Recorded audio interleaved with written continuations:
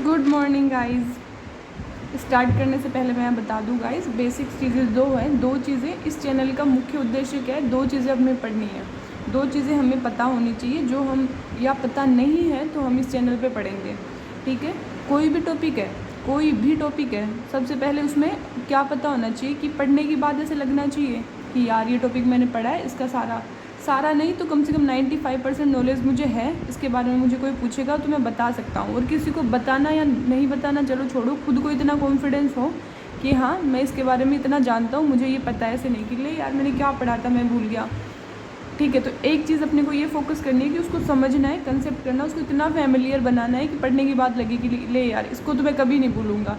तो ठीक है, ये टाइम में स्टार्टिंग का 2 मिनट ले रही हूँ, उसके बाद अपन फिर पढ़ना चालू करेंगे। और बात दोष क्या है, थोड़ा बड़ा है तो इसमें बाकी टाइम लगेगा थोड़ा, बाकी कोई इशू नहीं है। अपन सिर्फ है ना पढ़ाई पे फोकस करेंगे। और दूसरी चीज़ क्या है कि अपने को एग्ज़ाम में लिखना कैसे है। एक चीज़ है समझना, सारी चीज़ें हैं उसको इसको इतना फैमिलियर बनाना है कि वो अपने को ऐसे लगे। और दूसरी चीज़ क्या है, लिखना कैसे है। कितना भी पढ़ लो, कितना भी दिमाग लगा लो, कॉन्सेप्ट लगा लो, पर अगर आप एग्ज़ाम में लिख नहीं पा रहे हो तो वो कोई मैटर नहीं करता। तो दूसरी चीज़ जो है वो है एग्ज़ाम में लिखना कैसे है। इन दो चीज़ों पे अपन फोकस करेंगे। तो मैं आपको बाई वन बताते जाऊँगी कि इसमें क्या समझना और क्या लिखना है। बस आप मेरा थोड़ा सा सपोर्ट करके मेरी बातों को ध्यान से सुनिए और देखिए जो मैंने नोट्स बनाए लिखे हैं इतनी मेहनत से, थोड़े देखिए। सबसे पहले वात दोष है क्या। तो निरुक्ति क्या होती है, निरुक्ति किसी भी चीज़ की उसको आइडेंटिफाई करती है। आइडेंटिफाई का मतलब उसको वर्ड को तोड़ के बताती है कि वात दोष है। आपका किसी का नाम होता है, उसके नेम का मीनिंग होता है, तो इसी सेम ऐसे वात दोष के नाम का मीनिंग है, वात के नाम का मीनिंग है निरुक्ति। तत्र वा गति गंधन योरिति धातु। वा का मतलब वात दोष, तत्र का मतलब यहाँ पे वात दोष क्या है, जो कि गति गंधन योरिति, जो कि गति करवाता है, मूवमेंट करवाता है, और गंधन एंथुजियाज्म करवाता है, जो किसी भी चीज़ में मूवमेंट करवाता है और उसमें जोश उत्पन्न करता है, उसको वात दोष कहते हैं। ठीक है, निरुक्ति तत्र वा गति गंधन योरिति, ये दो चीज़ें ध्यान रखनी है। और एक चीज़ गाइस, श्लोक है ना, आपको लगता होगा मोस्टली 95% लोगों को लगता है कि श्लोक नहीं होंगे हमसे, पर श्लोक एक ऐसी चीज़ है, आप श्लोक करोगे ना तो आपको कुछ भी करने की ज़रूरत नहीं है। पूरा कंसेप्ट है ना वो श्लोक में छिपा होता है। आप श्लोक करोगे, आपको कुछ एक्स्ट्रा दिमाग लगाने की ज़रूरत नहीं है, आपको कुछ एक्स्ट्रा याद करने की नहीं है। अगर आप एग्ज़ाम में आपको श्लोक याद है, एग्ज़ाम में नहीं, आपको नॉर्मल वे में भी अगर श्लोक याद है तो आपको उस चीज़ के बारे में सब कुछ पता है। और श्लोक इतना टफ नहीं है, बस दो चीज़ें हैं जो श्लोक के बारे में स्पेशली ध्यान रखनी है। उसके वर्ड हैं, उनके मीनिंग्स पता होने चाहिए। और दूसरा, किसी भी श्लोक को आप है ना 10 बार बोल के देखो विथ मीनिंग, 10 बार बोल के देखो, 11 टाइम है ना वो आपको ऐसे लगेगा ओ रे बहुत ईजी है, पता नहीं क्यों मुझे ऐसा टफ लग रहा था। तो श्लोक है ना, मैं रिकमेंड करूँगी कि श्लोक याद होने चाहिए, सब नहीं, पर आप जितने श्लोक याद करोगे ना वो आपके लिए उतना बेटर होगा। ठीक है, तो पहले अपन ने पढ़ा निरुक्ति की, वात दोष है क्या। फिर ठीक है, वात दोष है जो कि मूव करवा रहा है, जोश ला रहा है। फिर क्यों, तो हम क्यों पढ़े, भले करवाए मूवमेंट या फिर एंथुजियाज्म में लाए। इसकी डोमिनेंसी क्या है, तो दूसरा पॉइंट है डोमिनेंसी ऑफ वात दोष। तो डोमिनेंसी क्या है, पितम पंगु कफम पंगु पंगुवो मल धात्व वायुना यत्र नियंत्य तत्र वर्षन्ति मेघवे। पंगु का मतलब आपको पता होगा गाइस, पंगु का मतलब होता है हैंडीकैप्ड या फिर जो लूला लंगड़ा है वो। तो 3 दोष होते हैं, वात पित्त कफ। पित्त पंगु है, कफ पंगु है, पंगुवो मल धातु, मल और धातु भी पंगु है। किसके बिना, वात दोष के बिना। वायुना यत्र नियंत्रित तत्र वर्षन्ति मेघवते। वात है ना, बादलों को जहाँ पे लेके जाता है ना वहाँ पे बरसात होती है। तो इसकी 2 इंपोर्टेंस बताइए स्ट्रांग रिदम में, यहाँ अच्छा श्लोक दिया है कि इसके बिना है ना, वात दोष के बिना पित्त पंगु है, कफ पंगु है, मल और धातु पंगु है। ओबियस है, वात दोष आप ऐसे मानो वात दोष है ना भगवान है, इसके बिना बाकी सब लंगड़े लूले हैं। ठीक है, और वात दोष की एक दूसरा इंपॉर्टेंस बताया, तो आपको डोमिनेंसी से ये दोनों चीज़ें पता होनी चाहिए कि सब चीज़ें, सब धातु दोष मल सब इसके बिना पंगु है। और ये मूवमेंट करवाता है चीज़ों की, जहाँ जैसे कि बादलों वाला एग्जाम्पल। आप ऐसे सोचो, पैसे हैं जैसे लक्ष्मी जिसको बोलते हो आप, है ना, लक्ष्मी माता।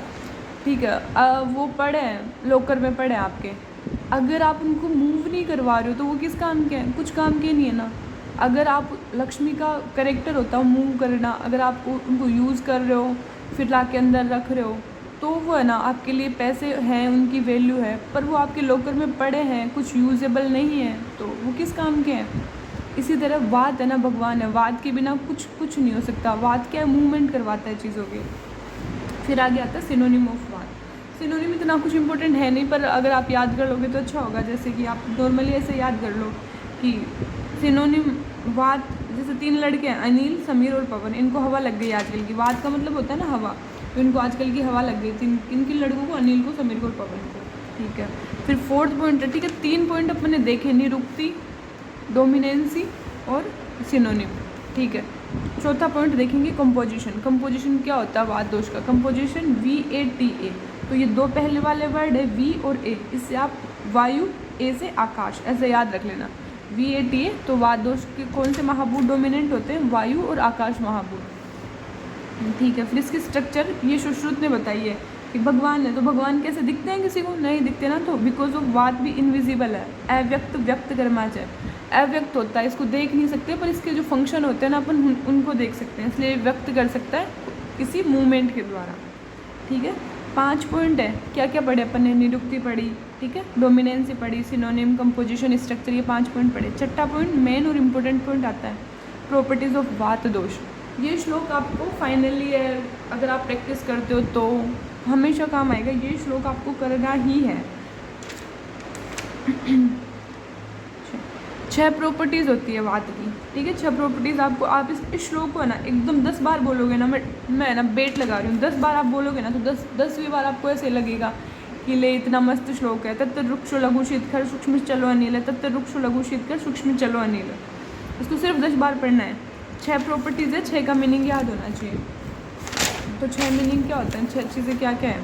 तत्त रुक्षो, रुक्ष का मतलब ड्राई, लघु लाइट, शीत का मतलब कोल्ड, खर का मतलब रफ, सूक्ष्म का मतलब सटल, और चल का मतलब मोबिलिटी। तत्र रुक्ष लघु शीत खर सूक्ष्म चल अनिल, अनिल का मतलब वायु।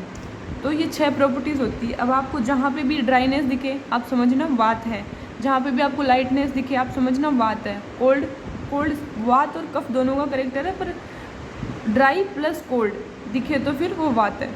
रफ और ड्राई थोड़ा सेम सा हो गया पर वात है। सटल मतलब बहुत ज़्यादा माइन्यूट। फिर चल का मतलब मुँह तो अपन ने पहले भी पढ़ा, मुँह करवा रहा है तो वो भी आता है। और एक अलग से एक चरक ने है ना वात को एक अलग प्रॉपर्टी बताई है, योग वाही। हवा को देखो आप, जैसे जिसके साथ मिलती है, ये गर्म इन्वायरमेंट में होती है तो गर्म चलती है, कोल्ड इन्वायरमेंट होता है तो ये कोल्ड होती है। तो ये जिस के साथ मिक्स होती है ना अपना बिहेवियर वैसा ही कर लेती है। ओके, चरक ने एक एक्स्ट्रा विशद गुण और बताया वात का, बस 6 गुण और 7वां चरक ने बताया विशद। ओके, ये श्लोक है, आप पढ़ लेना चरक संहिता। ये नोट्स मैं आपको अवेलेबल करा दूंगी, स्क्रीनशॉट नहीं PDF में इसकी आपको शेयर कर दूंगी। इसके लिए मुझे कमेंट करना, नोट्स के लिए मैं आपको स्पेशली शेयर कर दूंगी। ये आपको अभी के लिए नहीं, पर आपको PG के लिए अगर याद करनी हो तो ये आपको बहुत हेल्पिंग करेंगे। जैसे कि आप इसको याद रखो, सुश्रुत संहिता ने क्या दिए हैं, चरक संहिता ने इसके क्या प्रॉपर्टीज़ दिए हैं, और अष्टांग हृदय में क्या प्रॉपर्टीज़ दिए हैं। तो आप ऐसे आप सुश्रुत क्या थे, शल्य के थे, तो शल्य में क्या होता है, ब्लड निकलता है। तो रेड कलर वाले जितने भी आप पढ़ोगे ना, याद रखना यार, ये वाली स्पेसिफिक प्रॉपर्टी रेड वाले में थी, तो वो सुश्रुत के। चरक इतने इंपॉर्टेंट है कि ब्लैक कलर से डॉट करना पड़ा उनको, ऐसे मान लेना चरक ब्लैक कलर के थे भले, तो ब्लैक वाले। और अष्टांग हृदय तो अपनी फेवरेट बुक होती है, तो ये ब्लू कलर वाला फेवरेट पेन होता है। तो ब्लू वाले जो भी नाम है आपके दिमाग में ऐसा होता है ना, कभी कभी यार रेड पेन से लिखा था, यार उस लाइन में लिखा था, यार उस पेज में लिखा था, तो इससे थोड़ी आपको हेल्प हो जाएगी। आप पढ़ना फंक्शन ऑफ वात। फंक्शन के लिए आपको है ना, हमारे टीचर्स ने तो हमारे से वो पूरा श्लोक इतना बड़ा याद करवाया था। वही बात अगर आप सेम उस श्लोक को 10 बार बोलोगे ना, वायु तंत्र यंत्र धर प्राण उदान व्यान समान अपान, तो पूरे आपको है ना उसके फंक्शंस एकदम याद हो जाएंगे। मैं आपको इसकी PDF भी शेयर कर दूँगी विथ मीनिंग, तो डोंट वरी। 7 पॉइंट हो गए, 7 पॉइंट आपको याद होना चाहिए। पॉइंट्स का मतलब पता है क्या हेल्प करता है, अगर आप एग्जाम में लिख रहे हो ना, तो अगर आपको पॉइंट्स याद है ना तो आप कभी भूलोगे ही नहीं। बस आपका पेन चालू होगा, फिर एकदम रुकेगा ही नहीं अगर आपको पॉइंट्स याद है तो। लिखते गए और 10 मार्क्स में इससे ज़्यादा पूछ भी नहीं सकता। तो पॉइंट्स भी याद हो रहे हैं और समझ भी रहे हैं, दोनों चीज़ें सेटिस्फाई हो रही हैं। फिर इसके बाद में आता है कॉमन साइट ऑफ वात दोष। वात दोष की कॉमन साइट क्या होती है, तो इसका भी हमने श्लोक याद करे थे। अगर आप श्लोक याद करते हो तो बहुत अच्छी बात है। पक्वाश्च कटि शक्ति श्रोतास्थि स्पर्शन इंद्रियम स्थानम वातस्य तत्रापि पक्वाधान विशेषतः। 6 साइट है वात दोष की जो आपको याद रखनी है। पक्वाश्च कटि शक्ति श्रोत अस्थि, श्रोत्र मतलब ईयर्स, अस्थि और स्पर्शन इंद्रिय मतलब स्किन। जैसे कि पहले श्लोक देखो, पक्वाश्य कटि शक्ति श्रोता अस्थि स्पर्शनम इंद्रियम स्थानम वातस्य तत्रापि पक्वाधान विशेषतः है। तब ये श्लोक याद आप कर लोगे तो आपको ज़रूरत ही नहीं है कि बाकी और कुछ समझना है। पक्वाश्य का मतलब होता है लार्ज इंटेस्टाइन, कटी का मतलब पेल्विक ग्रिडल, शक्ति का मतलब थाई रीजन, श्रोत्र का मतलब ईयर्स, अस्थि का मतलब बोन, स्पर्श इंद्रिय मतलब स्किन। ये मेन वात के साइट है जहाँ पे वात लीव करता है। अगर इनमें से भी आपको मेन जो पूछता है तो पक्वाशय, वात का मेन स्थान क्या है, पक्वाशय, लोअर एब्डोमेन। ओके, नौवा पॉइंट या 9th पॉइंट जो है सब टाइप्स ऑफ वात दोष। सब टाइप्स ऑफ वात दोष, आपको ये डायग्राम है ना, ये डायग्राम अपने दिमाग में छाप लेना है। 5 दोष के नाम याद करने प्लस ये डायग्राम अपने दिमाग में छाप लेना है। तो सबसे पहले प्राण उदान, नाम आपको सीधे से रटने हैं, प्राण उदान समान अपान व्यान, है ना। तीसरे नंबर पे व्यान करना है, प्राण उदान व्यान समान अपान। तो प्राण और उदान सबसे ऊपर, हेड और नेक रीजन में। ओके, व्यान ऐसे याद रखना, देख 2 है वो नीचे होता है, 2 है जो ऊपर होते हैं और 1 जो ऑल ओवर पूरी बॉडी में होता है। प्राण और उदान 2 ऊपर रहते हैं, समान और अपान एब्डोमेन और लोअर एब्डोमेन रीजन में रहता है, और व्यान जो है पूरी बॉडी में होता है, मेनली हार्ट रीजन में। ओके, ये डायग्राम अपने दिमाग में रखना, 2 ऊपर 2 नीचे और 1 पूरी बॉडी में। ओके, इसके बाद में अपन नेक्स्ट पॉइंट पढ़ते हैं वात दोष का। टाइप्स में सबसे पहले प्राणवात या प्राणवायु, हम इसको प्राणवायु भी बोल सकते हैं या फिर प्राणवात। तो वही बात, अगर आप श्लोक याद करते हो तो ये आपके लिए ज़्यादा बेनिफिशियल रहेगा कंपैरिजन टू वैसे रटना या समझना चीज़ों को। तो श्लोक याद करते हो, वात दोष के टाइप है ना, उनमें आपको क्या करना है, उनकी लोकेशन और उनके फंक्शन, बस 2 चीज़ें याद रखनी है। 5 के 5 लोकेशन और 5 के 5 फंक्शन। तो लोकेशन अपन ने पहले वाले डायग्राम में अभी कहा मैंने आपको कि वो दिमाग में रखना है, वो जो पिक्चर थी वो। फिर इसके बाद में इनके फंक्शन, मेन फंक्शन, तो रिलेट करो कि जहाँ वो रह रहा है तो उससे रिलेटिव फंक्शन करेगा ना। जहाँ पे वो ऊपर चेस्ट रीजन में है तो चेस्ट रीजन में सारे फंक्शन करेगा, अगर स्टमक रीजन में है तो वहाँ सारे फंक्शन करेगा। तो सबसे पहले प्राणवात, तो स्थानम प्राणस्य मूर्धोरः कंठ जीवाश्य नासिका। स्थानम प्राणस्य मूर्धोर, प्राण का स्थान क्या है, मूर्धो मतलब हेड रीजन, कंठ जिह्वा और नासिका। ठीक है, प्राण और उदान जो ऊपर वाले रीजन में थे, प्राण और उदान 2 दोष। ठीक है, श्लोक बहुत ईजी है, स्थानम प्राणस्य मूर्धोर 5 बार बोलोगे ना तो आपको याद, 4 ऐसे सीधा याद रखना है। सिर में है, नाक में है और जिह्वा में और कंठ में, बस। तो हेड और चेस्ट में ये मेन होता है, but throat, mouth, tongue, nose ये आल्सो इंक्लूडेड। फिर फंक्शन देख इसका, फंक्शन क्या रहता है, पुरः कंठ चरो बुद्धि हृदय इंद्रिय चित्त धृक स्टीवन शवथु उद्गारणी श्वास अन्न प्रवेश करत। उर कंठ चरो मतलब जो वात दोष, कौन, प्राण वात जो है, उर और कंठ में चरने वाला, मतलब उनमें रहने वाला, उर और कंठ में रहने वाला क्या करता है, बुद्धि को, हृदय को, इंद्रिय को और चित्त को मतलब मन को धारण करता है। बुद्धि जैसे कि मूर्धो मतलब हेड रीजन में रहता है तो बुद्धि को धारण करेगा, इंद्रियों को, हृदय को और मन को धारण करता है, मतलब उनके फंक्शन को रेगुलेट करता है। फिर आता है 3, सेम ऐसे याद रखना है। ठीक है, जिह्वा, नासिका और कंठ। तो जिह्वा का मेन क्या होता है काम, स्प्लिटिंग मतलब थूकना, ऐसे स्पीड करते हैं। तो क्षीवन थूकना, क्षवथु का मतलब स्नीजिंग, उद्गार का मतलब बेल्चिंग। तो ये तीनों मेन काम इन तीनों से रिलेट हो जाएंगे, क्षीवन, क्षवथु, उद्गारानी। और माउथ से ही जिह्वा है तो माउथ हो गया, तो अन्न, श्वास और अन्न प्रवेश करत, ये क्या हो जाएंगे, ऊपर वाले रीजन के सारे काम। उदान के अलावा जो प्राणवात वहाँ रहता है उसके ये सारे फंक्शन हो जाएंगे। तो श्लोक कैसे याद रखोगे, सबसे पहले याद रखोगे कि प्राणवात है, ठीक है, वो कहाँ रहता है, ऊपर वाले रीजन में, कहाँ से, मूर्धोर मतलब ऊपर वाले हेड रीजन में। फिर कंठ, जिह्वा, नासिका, बस 4 रीजन है इसके मेन, उसमें से भी ये हेड रीजन में रहता है, हेड और चेस्ट। ठीक है, फिर इसके फंक्शन वहाँ से उर कंठ चरो बुद्धि हृदय इंद्रिय चित्त धृक स्टीवन क्षवथु उद्गारानी श्वास अन्न प्रवेश कर। 5 बार आप श्लोक बोलोगे तो आपको एकदम ये दिमाग में फिट हो जाएगा। फिर अगर ये वाला दोष, ये प्राणवात जो है इम्बैलेंस हो जाएगा तो डिजीज़ क्या होंगे, ओबियस ये फंक्शन यहाँ कर रहा है तो डिजीज़ भी इससे रिलेटेड यहाँ पे ही होंगे ना। तो इसमें डिजीज़ क्या होंगे, जैसे कि हिक्का हो जाएगा, bronchial asthma, pain related, head, throat, tongue, जो ये सारी चीज़ें ना जहाँ रहता है वहाँ पे तो ये फंक्शंस को इरेगुलेट करेगा, तो ये यहाँ वाले सारे डिजीज़ करेगा। तो आप ये खुद बना के लिख सकते हो, कोई इशू है नहीं। फिर इसके बाद में आता है उदानवात, एकदम ईजी है, उर स्थानम उदानस्य, ओबियस है, उर का मतलब चेस्ट, स्थानम का मतलब पैलेस, उसकी लोकेशन, उदानस्य।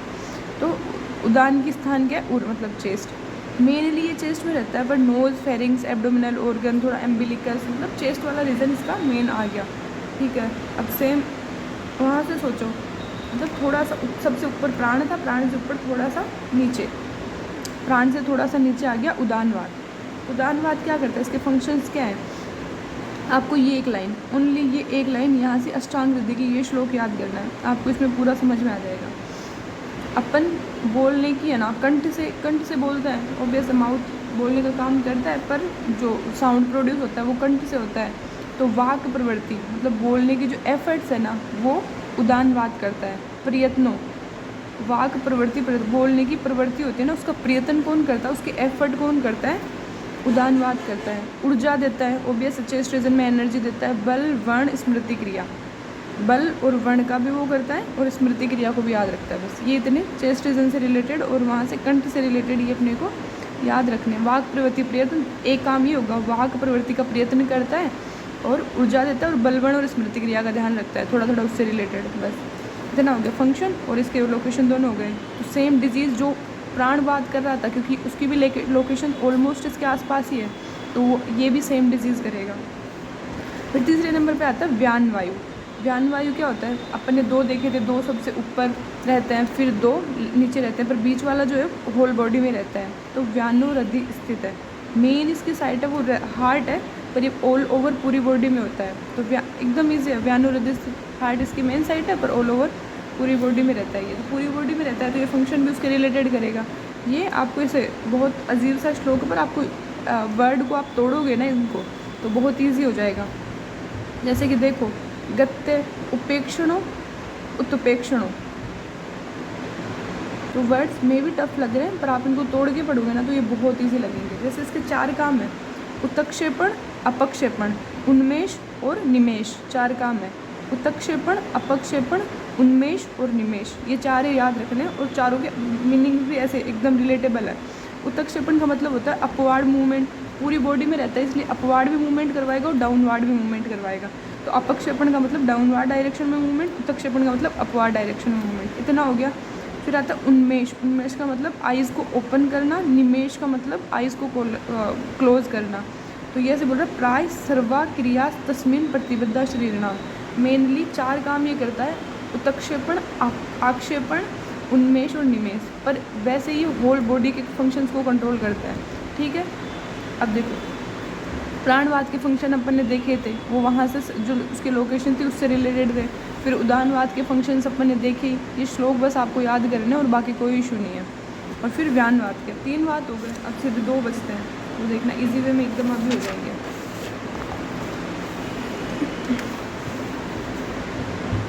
ठीक है, 4 हो गए, उत्क्षेपण, आक्षेपण, उन्मेष और निमेष।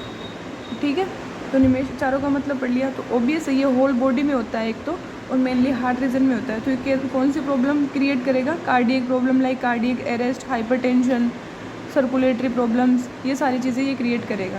ओके, फिर आता है चौथे नंबर पे समान वायु।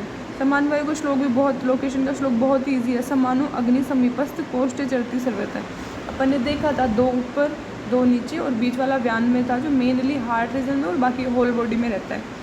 समानो अग्नि समीपस्थ मतलब ये जहाँ पे अग्नि का मतलब है स्टमक, मतलब मेन स्टमक की अग्नि या इंटेस्टाइन की अग्नि देखते हैं अपन, तो ये स्टमक और स्टमक के आसपास जैसे स्मॉल इंटेस्टाइन वहाँ सब रहता है। ठीक है, तो मेन साइट ऑफ कोस्ट में कितने आते हैं कोष्ठांग आपने पढ़े होंगे, अगर नहीं पढ़े तो अपन उसका एक अलग से वीडियो बनाएंगे, उसमें अपन कोष्ठ की पूरी चर्चा करेंगे। ठीक है, तो इसकी लोकेशन हो गई। फिर इसके फंक्शन देख, स्टमक में क्या काम होता है? अन्न का ग्रहण होता है, पाचन होता है, विवेचन होता है और मुंचन होता है। ठीक है, समान के भी सेम 4 ही काम होते हैं। ग्रहण का मतलब फूड को रिसीव करना, पाच्यति का मतलब फूड को डाइजेस्ट करना, विवेचति को मतलब फूड को सेपरेशन करना, कौन सा एब्जॉर्ब करना और कौन सा निकालना है बाहर, ऐसे सेपरेट करना। और मुंचति को मतलब का मतलब होता है इसको वेस्ट फूड को बाहर निकालना।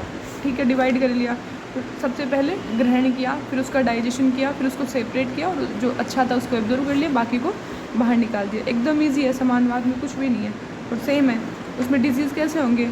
डाइजेस्टिव सिस्टम से रिलेटेड, जैसे कि गुल्म, अग्नि, मंद्यता, अतिसार, आपके सेकेंड ईयर में डीपली आएंगे, पर आपको बस ऐसे नाम पता होने चाहिए और कुछ नहीं। लास्ट है अपान वायु। अपान वायु का श्लोक भी बहुत ईजी है, इसमें तो अपान अपान ही करना है बस। अपानो अपानगश। अब ये ओबियस है, ये और नीचे होगा, ऐसे अपन ने पांचों नाम है ना वो ऐसे डिक्रीजिंग ऑर्डर में ही पढ़े हैं, तो जैसे जैसे जैसे नाम पढ़े ना वो नीचे आते जा रहे हैं। तो अपानो अपानो अपानगश, श्रोणी बस्ती मेड्रो रुगोचर है, ठीक है। मतलब श्रोणी का मतलब होता है पेल्विक रीजन, बस्ती का मतलब यूरिनरी ब्लैडर, मेड्र का मतलब होता है जेनाइटल ऑर्गन और उसके पास आसपास के रीजन। तो ये वहाँ पे हो गया ना, तो वहाँ पे क्या काम करेगा, आप देखिए शुक्र और आर्तव, शुक्र और आर्तव को बैलेंस करेगा कि स्पर्म का इजैकुलेशन कराना है, मेंस्ट्रुएशन साइकिल को बैलेंस रखना है। फिर शुक्र और मूत्र मतलब जो मल मूत्र होता है उनको मतलब निकलने को कंट्रोल करेगा, कब निकालना है कब कंट्रोल करना है, ये सब अपानवात कंट्रोल करेगा। और फिर कोई लेडी प्रेग्नेंट है, उसमें प्रेगनेंसी है तो उसको मिसकैरेज, कभी कभी अपानवात बढ़ जाता है ना तो वो उसका डाउनवर्ड मूवमेंट इतना करवा देता है कि उसको मिसकैरेज हो जाता है, जैसे कि एक्सप्लोजन ऑफ फीटस, ये सब। तो इतना नीचे है तो काम भी से रिलेटेड, बस समझो, ऐसे चीज़ों को समझो, रटो मत कि क्यों अपानवात वहाँ पे है, तो जहाँ लोकेशन है तो काम भी इसके रिलेटेड ही होंगे, कोई इशू नहीं है। फिर डिजीज़ भी उससे आसपास में ही होंगे, जैसे कि ब्लैडर के डिजीज़, रेक्टम के disease, miscarriage, abortion, urine retention of urine and stool, ये सारे डिजीज़ होंगे, कोई बात नहीं है।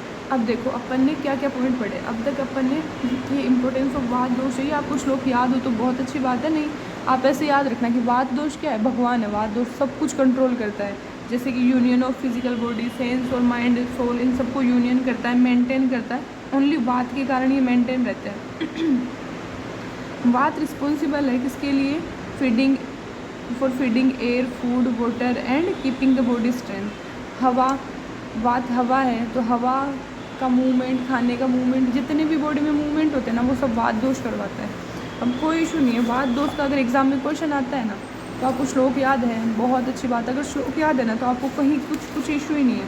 और अगर नहीं भी याद है तो आपको पॉइंट्स याद होने चाहिए। अपन ने देखो क्या क्या पढ़ा है। सबसे पहले पहला पॉइंट निरुक्ति, कोई इशू नहीं है, एक बार रिवाइज कर लेते हैं 2 मिनट में ताकि थोड़ा सा ऐसे ना रहे। निरुक्ति पढ़ी, अपन ने देखा क्या निरुक्ति होती है। फिर वात के डोमिनेंसी का श्लोक एकदम ईजी है कि बाकी सब पंगु है, हैंडीकेप्ड है वात की एब्सेंस में। जिसके सिनोनिम 3 लड़के हैं जिनका नाम क्या है, नील, समीर, पवन, ये एकदम हवा घुस गई, इसमें हवा लग गई इनको। कंपोजिशन अपने को वी और ए, वायु और आकाश से याद रखना है। स्ट्रक्चर ये वायु भगवान है तो दिखती नहीं है किसी को पर होती है। इसकी 6 प्रॉपर्टीज़ आपको याद रखनी है। 10 बार बस मेरे कहने पे है ना 10 बार श्लोक को बोलना है। तत्व रुक्ष लघु शीतकर सूक्ष्म चलो अनिल, तत्व रुक्ष लघु शीतकर सूक्ष्म चलो अनिल। आपको इसकी प्रॉपर्टी पूरी लाइफ टाइम याद रह जाएगी और प्रॉपर्टीज़ आपको याद करनी है, ये पूरे आपको फाइनल ईयर तक काम आने वाली है। रुक्ष का मतलब ड्राई, लघु का मतलब लाइट, ये सब आपको देखना है। योगवाही और एक विशद अलग प्रॉपर्टीज़ है चरकाचार्य ने दी है और उन्होंने एक विशद गुण है, विशद का मतलब क्लियर, बात हवा क्लियर ही होती है, तो ये चरकाचार्य ने बताया। ये आपको AIPGT के लिए बहुत हेल्प करेगा। नोट्स की वो PDF में आपको कर दूँगी, आप मुझे कमेंट में बताना, ठीक है। 6 पॉइंट सीधे सीधे हो गए। सबसे पहले निरुक्ति हो गई, फिर उसकी डोमिनेंसी हो गई, फिर सिनोनिम हो गए। सिनोनिम के बाद में उसके सिनोनिम के बाद में क्या थे उसके गुण दोष हो गए। फिर इसके बाद में प्रॉपर्टीज़ हो गई, 6 पॉइंट इधर हो गए थे। स्ट्रक्चर हो गई। फिर इसके फंक्शंस का एक अलग से आपको मैं PDF शेयर कर दूँगी। फंक्शंस का श्लोक हमने रटा था तो वो सिर्फ रटना है, उसका कोई सॉल्यूशन है नहीं एक्चुअल में। कॉमन साइट अपन ने पढ़ ली। फिर सब टाइप में आपको ये डायग्राम एकदम दिमाग में रखना है, ओके। स्क्रीनशॉट ले सकते हो आप वैसे, बाकी डोंट टेक टेंशन, मैं भेज दूँगी, शेयर कर दूँगी आप लोगों के साथ।